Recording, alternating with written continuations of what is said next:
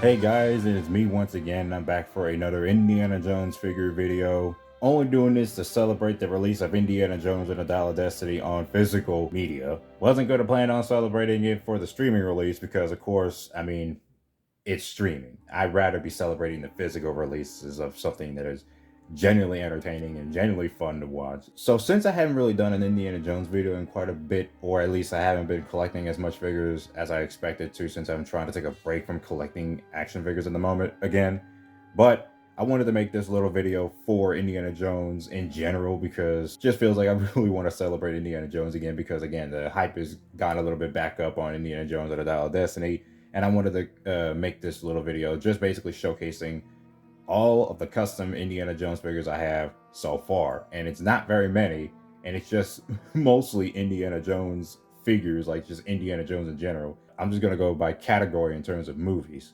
So first of all, we're gonna go over Raiders of the Lost Ark. Now, I've already made a video about this one entirely, which is basically the fixed Wave 1 Indiana Jones right here. Still really like how this one turned out with the hat of the Last Crusade Indy, the more like not so ugly looking face paint on Harrison Ford's likeness on this figure. I still think he looks really good. Just overall, a very nice looking figure. Of course, I had to fix it up. I was also switching the holster and everything because I just really want the figure to look appealing. Like, that's all that matters with this figure, is that it really needed to look appealing.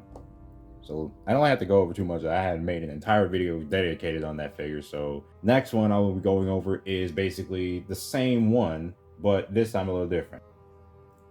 Now this one I showed off in my community post with a much more uglier looking head. I mean, in terms of the face paint, I forgot I still had a Indiana Jones figure head that's basically like, I'm assuming it's from the Lost City of Akator place set because the eyes aren't nearly as ugly. I mean, I could only assume that because it definitely does not look as bad. Like, it still looks okay. So I did this one, which is basically the same figure, but this time used the arms of the rocket launcher Indiana Jones figure.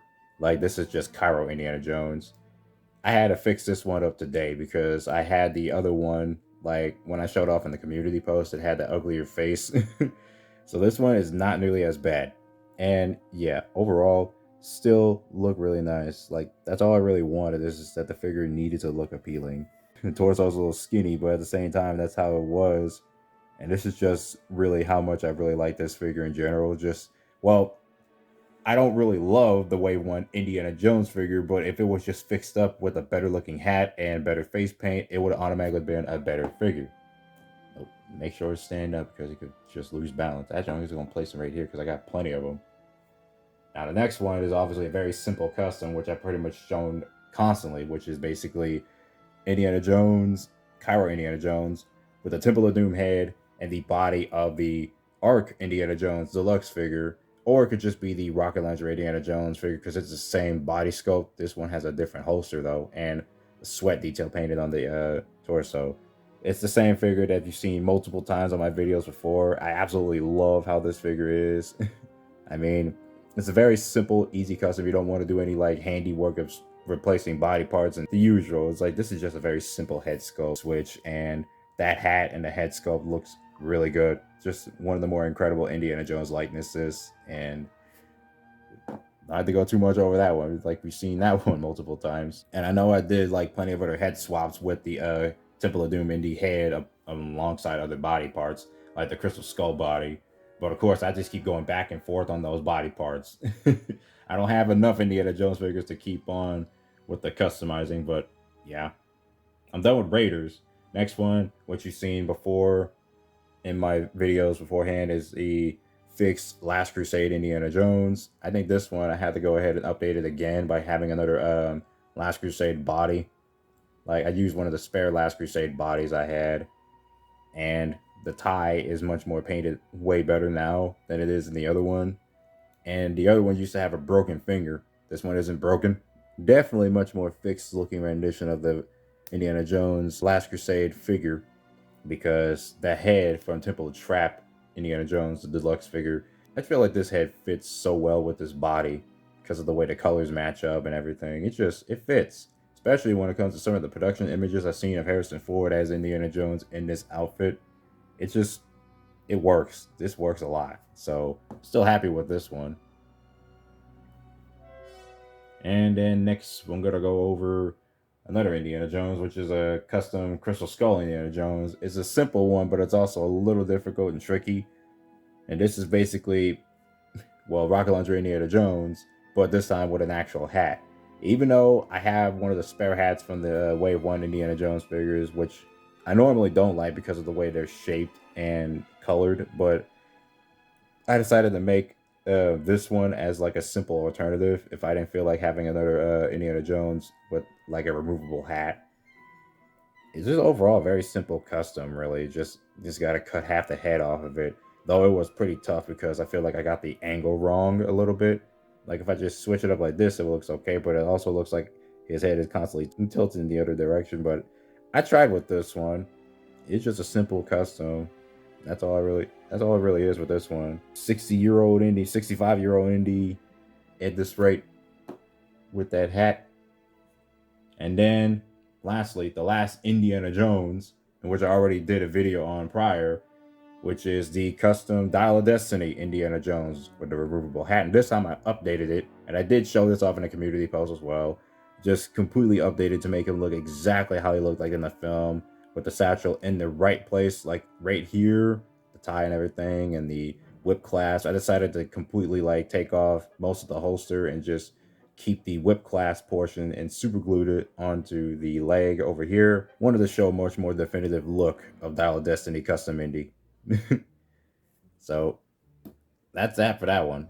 And then the last two figures I'm going to go over. This one I'll go over first because you've seen this one previously in a video I did before on Temple Pitfall Indiana Jones.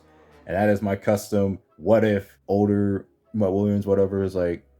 It's a what if figure in general because, again, we already know what the actual fate of Mutt Williams is as explained in Dial of Destiny. Like if somehow in certain events, like Mutt Williams is on his own adventures and he has to look like this. I just think this is a pretty cool looking figure. I mean, it's just a simple like body switching and all that stuff.